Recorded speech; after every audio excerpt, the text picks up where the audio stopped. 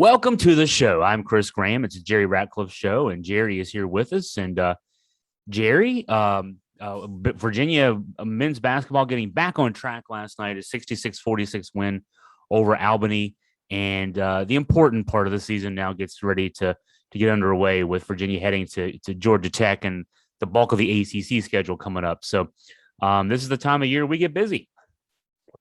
Yeah, it gets serious now, Chris. Although I think if you had asked Virginia fans going into the season if they were 8-1 at the end of the non-conference part of the schedule, I think they would have been pretty happy with that, considering the three or four heavyweights that were on there, and they almost got through that unscathed. They went 3-1, losing only to Houston, which was not a bad loss at all. Reese Beekman has been unhealthy, injured. He injured his ankle. He then injured a hamstring, and really since the Michigan game has been less than 100%. And last night he sat, and probably a good move by Tony Bennett. He talked about that after the game about the thinking that went into that. So, but that was noticeable, and also Ben Vanderplas getting the start and then not getting many minutes after getting into foul trouble. But Tony is still trying to figure some things out with his team, at least in part caused by the issues with injuries to Reese. Yeah, and I missed last night's game. I was under the weather a little bit, but so I didn't hear what he said about Reese. But I agree with you. That was a good decision to rest him in a game that didn't really matter. And I mean, just how good is Reese Beekman when he almost gets a triple double when he's not 100%, like he did not too long ago. And but yeah, I think that was smart to rest him, and they might be able to. Who knows how much he'll play at Georgia Tech on Saturday in a matinee game. I think it starts at 2:00.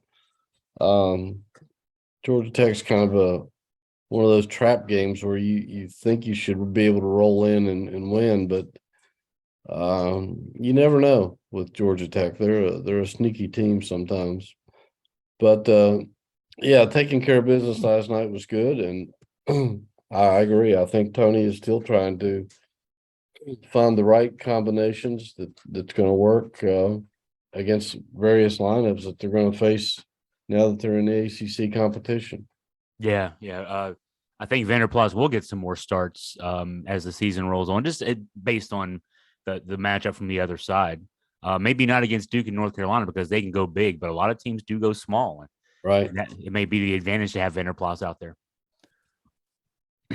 So last night also thinking through, you didn't get to see the game, but Kihei Clark had an interesting game for Kihei. He only shot the ball 4 times on the floor, ended up with 8 points, 10 assists, and he had 2 steals on back-to-back plays, picking the pocket of the Albany point guard. And he got the arena, which was in doldrums because the game was kind of slow and Virginia was having trouble early on pulling away. Really got the arena excited too. So Kihei was being Kihei. He was out there hounding on defense and certainly earning the praise of Tony for doing so. But you can't overstate how important that young man has been to this program. It is this year for Virginia. Yeah, I was able to watch the game on TV, and being with having a bunch of cold medicine in me, I was about to fall asleep until Kihei made those 2 back-to-back plays. And Tony Bennett said, I read later that he said he had never seen that before, and then went back and corrected himself and said he saw Muggsy Bogues do it when he played with the Charlotte Hornets. But I don't know if I've ever seen that back-to-back steals like Kihei made against Albany's point guard, and that was 2 spectacular plays. And the Albany coach, I noticed, he said that kind of crushed their spirit when Kihei stripped them twice like that and had 2 easy layups. Kihei's been amazing this year, and I thought he would be. There's no reason to come back if you're not going to make a strong contribution. And I think he really dedicated himself in the offseason to becoming a little bit better player in all facets of his game. And I mean, my goodness, here he is. I think he tied or broke Jeff Jones. No, I guess I don't know. I'm not sure. He had 10 assists. I know he had something to do with Jeff Jones. I guess he could still break Jeff Jones. Or is it John? I guess John Crotty has the John record. Crotty has the record. Yeah. I think he passed Jeff Jones or tied Jeff Jones last night. But and he also became Virginia's all-time games played leader with 139 passing London Parantes and Mike Tobey. That just tells you a lot about a guy who's able to do that, because if you look at all the storied players who come through this system over the years, and all the terrific players, and he's gonna smash that record. Obviously, he's a fifth-year guy, and some of the other guys did it in 4, but he's been a contributor ever since he was a true freshman, and I don't know where this team would be without him right now. Especially with Reese hurting right now. No doubt about that. Exactly. I don't know if you saw Tony's comments after the game last night. He's one win away from tying Terry Holland for the most wins as a men's basketball coach at Virginia. And he was asked about that last night, and he said, basically shrugged it off. I mean, it's not unexpected. That's what Tony would do. But he also paid great tribute to Coach Holland. I think the quote was he mentioned how Terry had been asked once, and of course this wasn't just once, but Tony had read the quote. How's he doing? And Terry's response was, better than I deserve. And Tony went down the line of how the program has had all the success it's had, and it's because of the players and coaches he's worked with, and he gets the credit, and he's doing better than he deserved. I thought it was a really nice tribute to Coach Holland for him to frame it that way. Yeah, and I know they have mutual admiration for one another, and back before Terry became ill, I had several conversations with him early in Tony's career here, and about what he thought about Tony and his style. And he said, yeah, it looks really familiar because he believes in the same thing that Terry believed in, was defense and rebounding, and that those are the staples that will get you through when your offense is failing. And he liked Tony Bennett. He liked his style. He liked his personality. He liked the way he handles things. And it's vice versa as far as Tony feeling the same way about Terry Holland. And I know, I guess it was at the first ACC championship that Tony won. I guess it was down in Charlotte, and he pointed up to Coach Holland, or was looking up at Coach Holland in the stands, and sort of paying tribute to him and what he had meant to the program, and establishing Virginia as a solid program in the ACC. And I don't know if Terry knew it at the time, but that just shows how much that those two men thought and think of one another. And Virginia's lucky to have had two guys like that in their program in the last 45, 50 years. I think it goes without saying that there's no Tony Bennett if there's no Terry Holland, because what Holland did at Virginia in his 16 years, building that program up, getting it to that national level, is the backbone of what became. I mean, it led to the construction. He was athletics director as the JPJ was being planned and then built, and Tony has built upon that foundation really well. So for all the fans now who maybe are new fans, younger fans who don't know Terry Holland and know about what he did there, the success that you're enjoying now as a fan is because of what he did back in the 70s and 80s.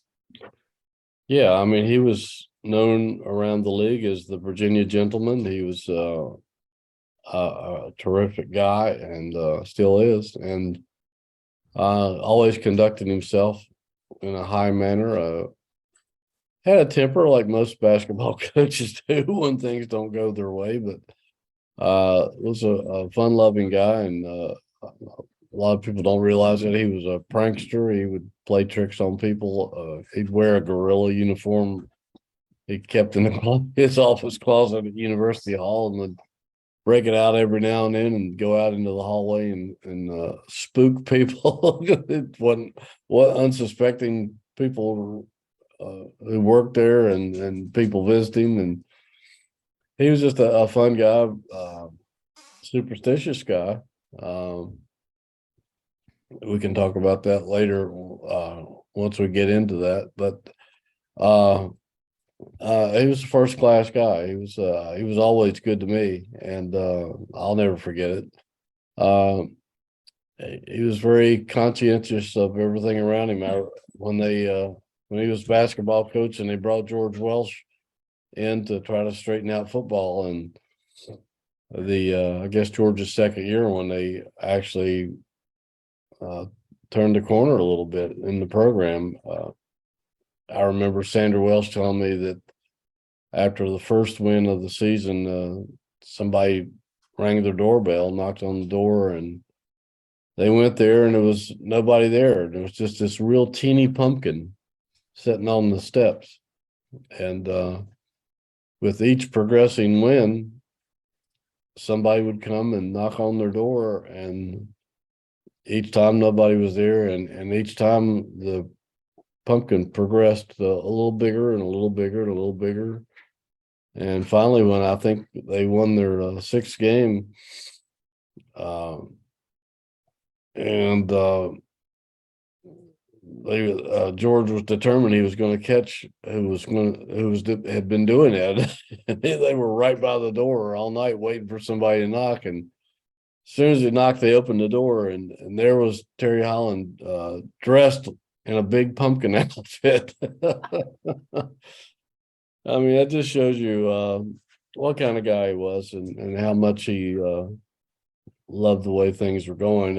What eventually drove him out of here was Virginia failed to address the needs of the basketball program. They were winning on a national scale, and had they pushed things back when Ralph was here, they probably could have built a 20,000, 25,000 seat arena and paid for it quickly, because it was incredible frenzy going around UVA basketball at that time. And they asked him to wait, and he did, and he waited and waited and waited, and still nothing ever happened. And he kept telling me, Jerry, they're going to kill the goose that laid the golden egg. They're going to kill Virginia basketball. And he became frustrated, and finally just it shocked everyone. He just resigned and said it was going to be his last season. And it was. And he took the AD job at Davidson. He could have gone on and coached. I think Kentucky approached him, Minnesota, some other schools, but he went to Davidson, became the AD, and then eventually came back here to become AD. And I think the only reason he came back here as AD, Chris, was to build a new basketball facility that he felt like the school needed so badly. And fans can thank him for getting that project done, with Paul Tudor Jones and Barry Parkhill convincing Mr. Jones that the facility was needed. But Terry Holland should get a lot of thanks for that. Yeah, and the success that fans are enjoying now and have for the last several years with Tony Bennett is due to that effort by Terry to see that through. Something from 20 years before that was an oversight. So he definitely deserves that credit. And it was funny, Tony said last night he wishes that that Terry could have the record, and they stopped counting so that Terry could have the record and be in first place all alone. But that's not the way things are done. So but it's nice. It's nice to be able to have the coach of today thanking the coach of yesteryear that helped make it possible. And especially we know that Terry's not doing well. But we've had his wife Ann on the show a couple times, and she tells great stories, and Coach Holland's always right there in our memories and our hearts as he's dealing with what he's dealing with. Yeah, I think I had Terry. It was probably the last interview he did. I had him on my old radio show back in I think 2019. I don't know if it was before or after the national championship, but it was somewhere in that area. And I hope we still have that saved somewhere. I don't know, but he was very thankful for what Tony Bennett had done to restore Virginia basketball, because obviously under Dave Lato, the program just went down the toilet, really, and was terrible, in terrible shape. And Tony not only restored that, but took it to some new heights, and nobody appreciated that more than Terry Holland did. So one other note from the game last night, Armaan Franklin had a nice bounce back game. He had struggled after that big effort, the 26 points he had against Baylor back last month. He'd only scored 43 points over the next 7 games. His shooting really had waned, and his minutes started to as well. Last night, 20 points, 7 of 13 shooting, and he actually missed his first 4 shots, but then rallied. He made 7 of his last 9, and he had a nice mix of threes, mid-range jumpers, drives to the basket, got to the foul line. It was nice to see that, because Virginia needs that Armaan Franklin if they want to be successful later this season. Yeah, I don't think Virginia can get to where it wants to go, where it's supposed to go, if he doesn't have a great final season here. And they need his scoring, they need his shooting and his experience on the floor. And without him doing that, it's not a complete basketball team, unless somebody else that we haven't seen picks up that slack. And at the moment, that person hasn't emerged. Vanderplas has been somewhat inconsistent, and some of the other guys just aren't there yet. But yeah, I don't know if they can reach the heights that they are projected to reach without Armaan Franklin having a great season. Tony talked about how he kept encouraging him to, basically just have the confidence. I mean, you're going to miss shots. Shooters are going to miss shots, but keep taking good shots. They'll eventually fall. And he was impressed that his defense had continued to be a factor. Talking about Armaan, so even when he wasn't shooting well, he was still playing well, and that's something that can kind of be a message for the other guys there as well. Yeah, absolutely. And Franklin's been through this before, and he usually doesn't let that. He has a shooter's mentality that the next one's going in. So I don't think his confidence takes too much of a blow when he's in a slump. Although you would think it's only human to have some loss of confidence when that's going on, but he seems to be able to shrug it off better than most shooters do. So that, I think that's one reason he'll be able to bounce back and hopefully be consistent the rest of the season. But he's going to have a little bit of help too. He can't do it by himself, and it's good to see that Gardner is starting to come alive again. He's been playing really well, and I think they're going to need Shedrick and Vanderplas to contribute too, if they're going to win some of these big games that are coming up down the stretch, over the course of the season. Yeah, Isaac McNeely too. McNeely's getting minutes. He's playing good defense. He's not making the shots, but we've had him on the podcast here a couple of times. We love the kid. He's once those shots start falling, it's going to be different. It's going to be a different kind of game for Virginia and for him, obviously for him, but for Virginia. Yeah, and I think they will. I think they will. He's too good a player for it not. I know he works hard on his game, and he's got the shot. He seems to have the shooter's mentality too, but he is a freshman and he's trying to make the adjustment. But I think his shot will come. I think it will, and he's the kind of guy that likes to play in big games, and uh, that's what he came here for. And I think I'm not worried about him. I think he's going to be okay. Well, we're both dealing. I'm on the tail end of a couple week long cold. You're in the beginning stages. Hopefully, the getting towards the end stages of one as well. So we might cut this one short. But is there anything else you want to throw in before we do? Well, wanted to talk a little bit about losing Kenton Needland this week, which was a blow to the UVA basketball family and to all the fans that remembered him from the 1984 Final Four and the East Regionals when he he had his moment of glory. I'll never forget down in Atlanta that when he was the hero in that final minute and a half when he stole the ball from Dan Dockich, dribbled down the floor while his teammates held their breath because that was not his strong suits. They weren't sure he could make it 3/4 court without bouncing it off his knee or something, but went up and scored and was fouled. He was, as Terry Holland would say later, he was the worst free throw shooter I ever coached, except when it counted or when it mattered. And he made the free throw. And then the Indiana's next two trips down the floor, they missed. He went for the rebound both times, got fouled both times, went down for 1-and-1s. And he was a career 43% free throw shooter. So him making 1 out of 2 was a win.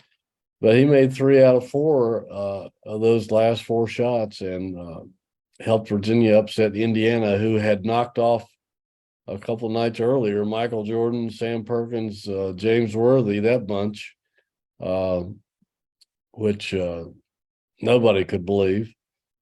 And he was the most unlikely hero on the floor, Chris. I mean, he was a guy who walked onto the program. You know, if he hadn't been encouraged by some of Virginia's players who saw him in pickup games, I don't know that he would have ever played basketball here because he was here to become an attorney, I think. And he played high school ball, but didn't get hardly any offers coming out of high school. So he was content on just being a student, getting his degree, going on having a nice life, and turned out to be one of the key figures in UVA basketball history. Virginia would probably have not gone to that Final Four in 1984 without him pulling off those heroics at the end of that game. And he was a real quiet kid with an infectious smile, and his teammates loved him. I remember in the post-game press conference, Bobby Knight talking about that was the critical play of the game when he stole the ball from Dockich. And then when Kenton came out for his interview up on the podium, and some writer asked him, he said, Kenton, what would you describe as your shot range, your shooting range? And everybody knew what the answer was, because if it wasn't a dunk, it really wasn't much chance of going in. And I thought Kenton broke up the whole audience when he said 2 inches. It's my range shooting. And just what a great kid. And he went on to have a terrific life, has a wife and 2 kids. His daughter is a freshman at Stanford, I think. He has a son who's a freshman in high school up in Northern Virginia. So I'm sure all of our thoughts and prayers go out to them. We're waiting to hear if there's what kind of services they may be holding for him. We'll publish that on our website. But I know that a lot of Virginia fans are interested in this story because they remembered just what a great guy he was. I've had a lot of people reach me through Twitter or email and just talked about they were classmates or played pickup ball with him before he became a varsity player, or even after he became a varsity player. I think he played some pickup ball with students, and just a really popular guy. And what a terrible loss to have him. He was only 60 years old. And I also wanted to thank our sponsors, Ragged Mountain Running Shop, UVA Orthopedics, the Good Feet store over at why can I never think of this? Stonefield, right? Stonefield Shopping Center. We had the same brain cramp together a couple weeks ago. I keep thinking Stonewall for some reason. I keep thinking Stonehenge, so you're better than me. And the Aberdeen Barn, we love those people, and we can't do it without their support. So go and make use of them whenever you get a chance, and tell them we sent you. But yeah, it's kind of a short week, not a lot going on, and going down to Georgia. Their Wahoos are going down to Georgia Tech on Saturday, as we mentioned earlier. Yellow Jackets are 7-5. They haven't been very impressive. They lost a lopsided game to Clemson, I think, in their last outing of several days ago. So we'll see. It could, like I said, it could be a trap game. So Virginia will have to be on its toes to make sure that they can escape the pavilion down there with a win. The road has already been unkind to ACC teams this year. Duke losing at Wake Forest, Virginia Tech losing at Boston College, of course, Virginia losing at Miami last week. So, yeah, you don't take them for granted no matter what in the ACC. Well, for Jerry Ratcliffe, I'm Chris Graham. Of course, for more UVA sports news, you can go to AugustaFreePress.com, but also go to JerryRatcliffe.com for the latest.